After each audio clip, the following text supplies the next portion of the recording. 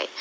This is Kym Stewart from Australia, and I'm a life coach who is passionate about empowering women to live a life that they love. I come with many years of personal development and assisting women to live their passion, to follow their hearts, and to really live a life that they truly, deeply desire and they love. To connect with me, you can either connect with me through Facebook, and that's Kym with a Y, M Stewart, or through my borntocoach.com website, and I'm sure we'll be able to put that website in the show notes for you so that you can connect with me. And I'm very grateful to be sharing my tips on living an empowered life with Carry On Harry today.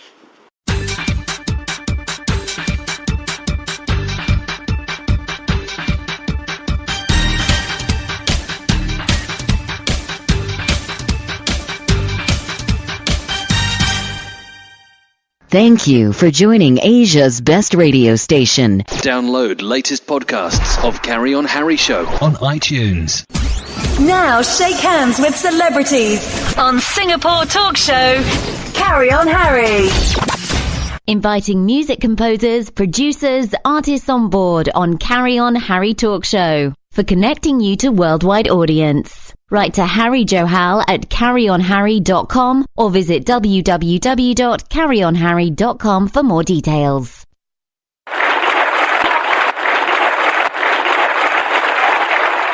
Hi friends, welcome to yet another episode of Carry On Harry Show with your talk show host Harry Johal, and today I'm very much pleased and excited to invite my guest, Miss Kym Stewart, who is joining us from Australia, Sydney, and we are going to discuss with her a few things about how to make our dreams come true. She's a life transforming coach who's empowering women, and these tips and techniques which she is going to share today with us is not only useful for women but anybody who has got some goals which are getting any kind of a blockage or which require to be pushed further. If you apply these tips and techniques, it can really help us. So let's get in touch with her on the show Carry On Harry with your show host Harry Johal. Hello, Harry. How are you? I'm perfectly fine, Miss Kym. How are you doing? Very well, thank you. Fantastic. First of all, wonderful good afternoon to you in Australia, and I'm very much, excited to talk with you because your coaching is towards women empowerment, which is very important to highlight, and I'm grateful that today you'll be sharing few nuggets with us and empowering our audience also what they can do with their life. It's not just about the women only, but there are many people who are confused in their life and they really want to have a good coach and a good coaching session with somebody who has got an experience to sort out the issues. Absolutely, and I'm delighted to be able to share that with your audience. Fantastic. So, Miss Kennedy, first of all, let me know about a bit of your background. What motivated you to become a life coach? Yeah, look, I have been self-employed for most of my working life and have always had an understanding that what we are meant to be doing in our life is to follow our hearts and to do what we really love. And when I turned 40, I had one of those moments that I really received some guidance that told me that I needed to work with women, and that sent me down the path to really honour what I wanted to do and to be able to make a bigger difference in the world. So that's when I officially became a life coach, and I did my training with Jack Canfield from the Chicken Soup for the Soul fame. And from there I went on to work with women predominantly in a workshop format. I then, came across Well, in 2006, 7, 8, when The Secret first came out, I realised that a lot of people were very stirred up in a positive way by the information that was shared about the laws of attraction, but people were confused as to how to actually implement that in their life. So I developed some workshops to really help to implement that and to really guide as again, my focus has been, or what's attracted to me has been more the feminine energy. So either women or men that are really wanting to work more with their feminine power as opposed to their masculine power. And and that just continues to expand and evolve as I do. Correct. Ms. Kennedy, just now you mentioned that, we should do what we love to do, but not everyone is fortunate or having that kind of a solution where a person can really pursue something which they really love.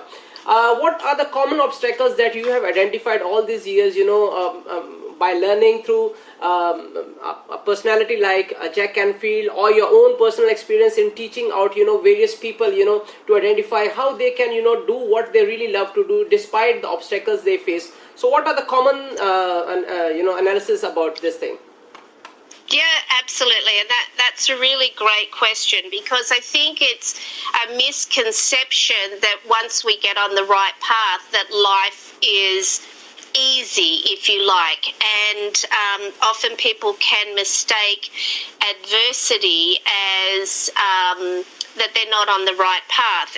And I just want to really highlight that adversity is part of life. It's, we live in a cause and effect universe, and adversity, there's so much potential for growth within adversity.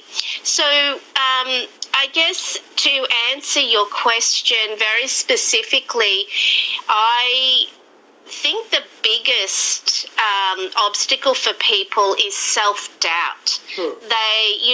We've all grown up in this do. You've got the model of working 40 hours for 40 years to receive a gold watch at the end of it. No longer serves us. And we live in a very different energetic time, and we really are becoming much more conscious as a species. And as we do that, if we then have the courage to step forward into what we really love to do, then the universe really does come in behind us to support us. We must take the first step. So it takes courage, and it takes self-belief, even if that's only a really small amount of self-belief to begin with. As we continue on the journey and then we attract more supportive people into our life, then we get a better hang of it, if you like, and we continue to just be excited by it. And of course that's an energy that the universe responds to. Correct. What would you recommend in order to dissolve those internal blocks and challenges, which are developed as we live? Let's say somebody identifies that he wants to become a painter or a singer, at the age of 20, but he has a programming of last, 15, 20 years, behind him or her, that you have to do this thing, this career is more lucrative, no need to go into painting. There are a lot of painters, who are not earning, or there are a lot of singers who are not able to, even break even for their house. They are also, studying doctorate or engineering or, into some sort of a business. So those 19 years of programming behind this 20-year-old person who want to really do what he loves to do, he believes in it that, I will be successful. But then that mind conditioning has, caused a lot of blocks around us. What would you recommend that a person can really do about, dissolving those blocks? Where should a person begin? What would you recommend, in order to, overcome this, inbuilt, restriction that we impose on ourselves? Yeah, absolutely. So my number one thing to do that I recommend to anybody and everybody that I work with is to meditate and to visualize.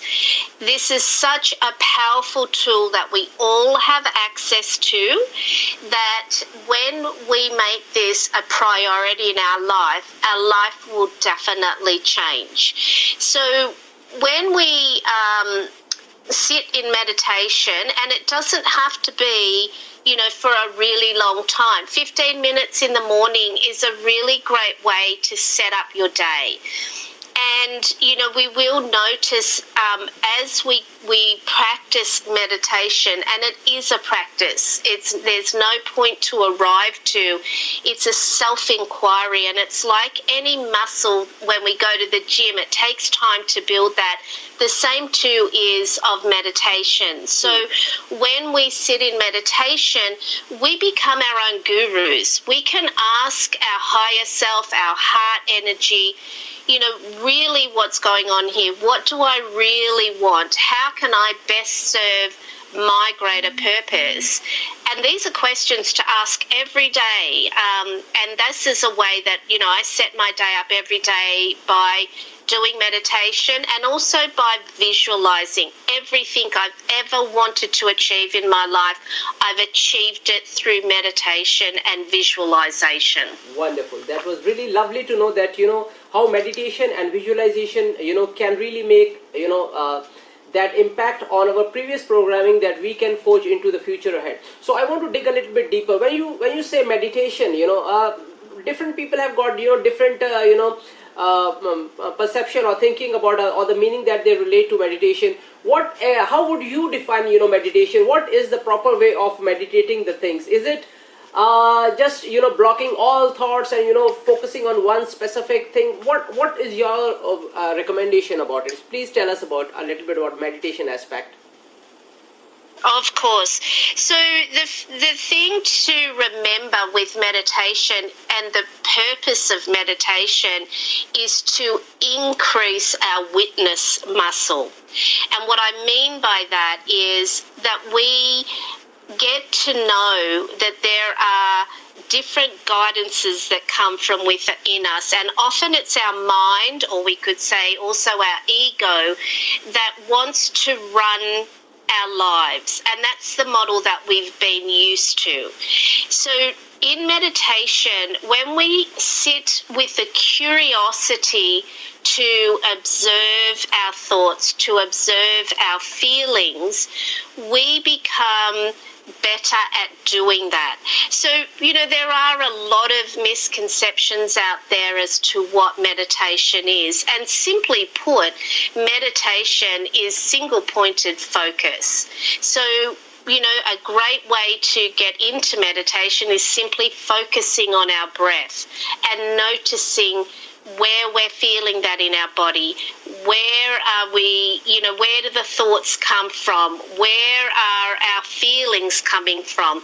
And really just make the commitment to do this on a regular basis. And if you do it for, a minimum of 3 weeks, if you make a commitment to yourself to do it for a minimum of 3 weeks for 15 minutes a day, you can set an alarm on your iPhone or whatever you've got around, and just notice, become curious, and drop the need to get it right, because that often prevents people from really experiencing meditation. It's really very simple, and we overcomplicate it by thinking we've got to get it right. What should be the duration of meditating, on our breathing? Like how long it should be? The session should be how long? Yeah, so I would just, it depends on how you're feeling. Some days you wake up and you feel quite calm and quite grounded and quite centered. So you might just focus on your breath for just a few moments. But there could be other days when your mind is really, very, very busy and you're up in your head. So it may take longer to focus on your breathing and to really notice when it starts to shift, when you feel like your breathing has slowed down, that your mind has become less noisy, and that's your indication that then is a good opportunity then to go into asking those internal questions. What is it that I deeply desire? What am I here to do? What do I really want to do in the world? What's the service I want to contribute? Those sorts of questions. Correct. Okay. After making our mind calm, we have to focus on these important questions about our life or what we really want to do. Sometimes, what happens is that we love a certain thing. We have got a passion for some specific thing, but we realize that the purpose of our life is something else. For example, let's say somebody want to be an entertainer or performer, but end of the day, the calling that the person might realize is that he is meant to do a certain kind of a business, or maybe is meant to do a certain kind of a service. So if the passion is clashing with the calling, what would you recommend? What is the best way? Follow the calling or follow the passion? I would do more self-inquiry, because in my experience they actually aren't truly different. Our purpose and our passion are closely aligned. So if we're feeling this confusion, it's because we're using the word "I should be doing this." Mm-hmm. So it's creating conflict, and that's not really our truth. We all have those obligations. It could be family obligations. We've got to keep a roof over our head, and we've got to put food on the table. So it doesn't necessarily mean that you give up your day job immediately. But if it's true for you, if you can't stop feeling that this is the right course of action for you, and that's the clue, it's the feeling, it's not a head thing, it's a feeling, then that's your purpose, that's the mission, that's the pathway to follow. And as you commit to doing that, it will expand as you inquire within yourself more and more. That does expand. New opportunities will come. New ways to be able to bring that about will become obvious. Now, of course, working with a coach is also, really helpful tool, and that's why coaching has exploded as an industry over the last 5 years, particularly, to help, with that process, because it can be a little overwhelming to start with. Correct. And here I want to remind my listeners that right now we are talking with Kym Stewart, who is also known as Kim Kennedy, and she's talking to us all the way from Australia. She's running a coaching program under the title Born to Coach, which you can visit at www.borntocoach.com, and she emphasizing on empowering the women. She has got some wonderful developed coaching program which you can go through by visiting borntocoach.com, and right now we are trying to identify and get few tips about how we can really empower ourselves and improve our own life. So moving ahead, Miss Kennedy, you earlier mentioned meditation is one aspect, and the second aspect was the visualization part. Tell us a little bit about visualization part that how visualization can really contribute to what we want to achieve in our life. Yeah, absolutely. And the best way for me to share that is to share a story. And this story is based around the first part of my life, and a very clear vision that I had, that I wanted to raise my children in the country. I didn't want to raise my children in a city. That was my own personal desire, and the kind of mother I wanted to be. So I had the vision of the ideal home and where I wanted to create this. So when I first got married back in 1983, my husband at that time and I shared this vision, and we would sit in our evening time together and we would talk about, what did this life look like that we wanted to create for ourselves. And we spent many hours talking about it. And of course, when you're sharing something that you're so passionate about, the feeling arises. So you're spending time really putting it out there to the universe that this is what you deeply desire, this is your truth, this is what you want. So we spent a lot of time and we drew out the house and we did all of that. Now, fast forward, many years, and we bought and sold and renovated houses so we could build the funds to be able to achieve our goal. And it came time that we were to look, it was time for us to start looking for the land that we wanted. So we went looking at properties, fell in love with a beautiful 25 acres of land in rural New South Wales, Australia. And when we asked about the price of the land, at that time it was $350,000. It was way over our budget. However, I've always looked for signs from the universe that confirms what I know to be true inside myself. So the name of the road that this property was in was Corrie Road, and that's a bit of an unusual name, but it's also my sister's name. So that was enough of a sign for me that I knew this was our property.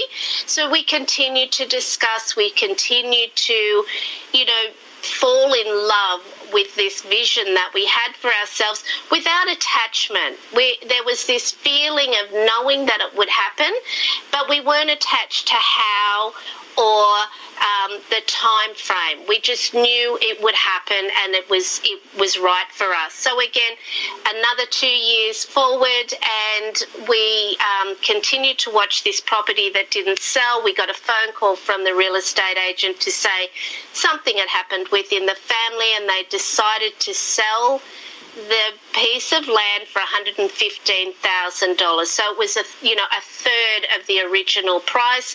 Bingo, we could afford to buy that, and of course went on, built our dream home, and lived a beautiful life there for nearly 20 years, raising our children.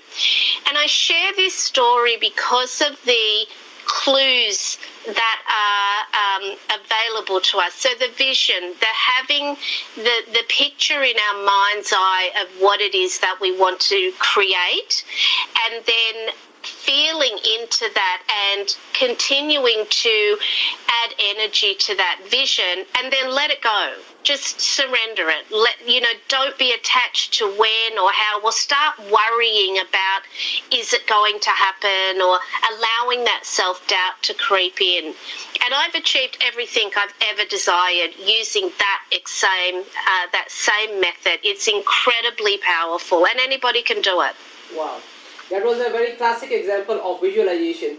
Miss Kennedy, what would you recommend? You see, what happens is that, we have dreams, and, we do, take the first step towards a visualization process. But what happens is, over the time, like sometimes, our visuals, they take time to, manifest in life. And by that time, we sometimes get frustrated, or we are not able to, continuously focus upon the visual that we thought, few years back or few months back, how can we really, overcome this thing that, we don't get out of focus about that specific visual which we were having in mind that we wanted to really manifest in our life? Yeah, absolutely. A beautiful question. And I would say to that, to surround yourself with people that are having these conversations all the time. So make the commitment to, when you're in your car, listening to podcasts like this, listening to YouTube videos and clips that are out there, and really surround yourself with the energy and the model that this is how we create our life. And you want to minimize the negativity in your life. I mean, I've been on a media fast for 7 years or more. I don't watch the news. I don't buy into the drama stories of life. I really keep my environment as uplifting as I can, so that my belief continues to be, there ticking away, honouring my goals and my dreams, and it really builds our belief that we really are powerful beings that can create anything that we truly desire. Correct. What would you recommend in terms of tools that one can really, use so that the visualization that a person, let's say I visualize today, doing something or, being something, and then, that specific dream requires, let's say, 2 years of period in to manifest. So, in this 2 years, lot of ups and downs, emotional, financial, and other sort of things will happen, which some things will be positive and some things will be negative. So how should I keep myself on track? What would you recommend as tools to, do every day, or, so that I don't get distracted and stick to this specific visual which I have seen today and I want to manifest in 2 years from now? Yeah, absolutely. So one of the tools is, and the first tool, I guess, is to commit to your dreams, commit to your visions, commit to living the life that you truly desire, and then put in the supportive tools around it. And one of the tools I also use that is very powerful, and I do it every day, is to journal. So that's part of my morning practice is my meditation, but it's also to journal and to write out any doubts that come up for me. And really, through that process of writing in unedited, your journal is very private just for you, and you can work through a lot of the doubts that come up through journaling. It's a very, very powerful tool. And again, of course, by, your environment is so important. So if you don't have people in your immediate circle that believe in your dreams and believe or encourage you in your dreams, then use, podcasts like yours to be in your ear and to be influencing you and reminding you that you can achieve this. Correct. I think it's a good way of keeping ourselves on track. There are some people who are not more into journaling, or they don't prefer writing the things. If a person don't prefer writing the thing, is there any other way a person can still keep on reminding himself about the dream that he has seen? Look, I find those things particularly powerful for me. I would also suggest, if you can have somebody that you can mastermind with, again, obviously as a coach, this is something that I support women to do. But it could be a close friend or even a family member that can respect and honour your dreams. So to be able to mastermind with them and share what's coming up for you, and that could be another way of noticing and also exposing any energy blocks or any blocks in our thinking that may be holding us back. Correct. I further want to know more about your own specific programs that you have designed for women. What sort of program is it all about, and who will be the right person to go through their transformation program? Yeah, beautiful. So for me, as I've mentioned, that I predominantly work with women, and I work with women that tend to be in the healing realm or in the wellness area, or it could be women that have come to a stage in their life, we call them, I'm not sure if it's a term that's familiar to you, but empty nesters. You've raised your family, you've put everything into raising your family, and now your children are adults, and it's time for you to really do your other work, and that is share your gifts out into the world. So I work with women to help them, to identify what that looks like, but then also to create the strategies for them to be able to do that. Now, something in my own life that I have done, I'm a passionate student of personal development, and I feel that if we're not taking the responsibility to grow personally, we're making it much harder than it needs to be.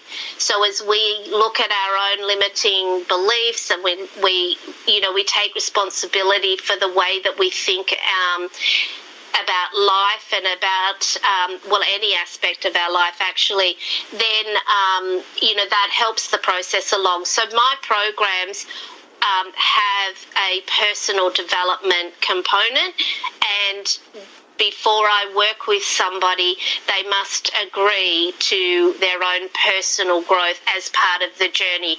Otherwise, it makes it too difficult for me to be able to work with them to achieve what they truly desire. Fantastic. So I once again want to remind my listeners that right now we are talking to Miss Kym Kennedy, who is joining us from Australia, Sydney, and we are in discussion with her about some of the things that can really help us to streamline our goals and attain the kind of success that we want to achieve.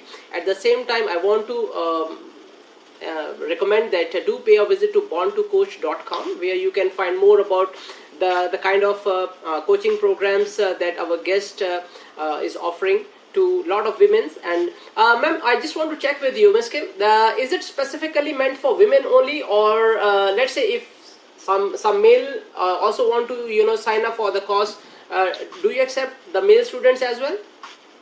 Of course, absolutely. It's really about that commitment. I mean, I would have a conversation to see whether we align with each other and whether I feel that I could be of service to that person. But absolutely, I have 2 grown sons, and I love working with them and helping them to live their dreams. So of course, not exclusively to women, definitely open to men. Correct. Another aspect that I want to touch about your coaching program is majority of coaching program, they are meant for those people who want to take the first step towards the success.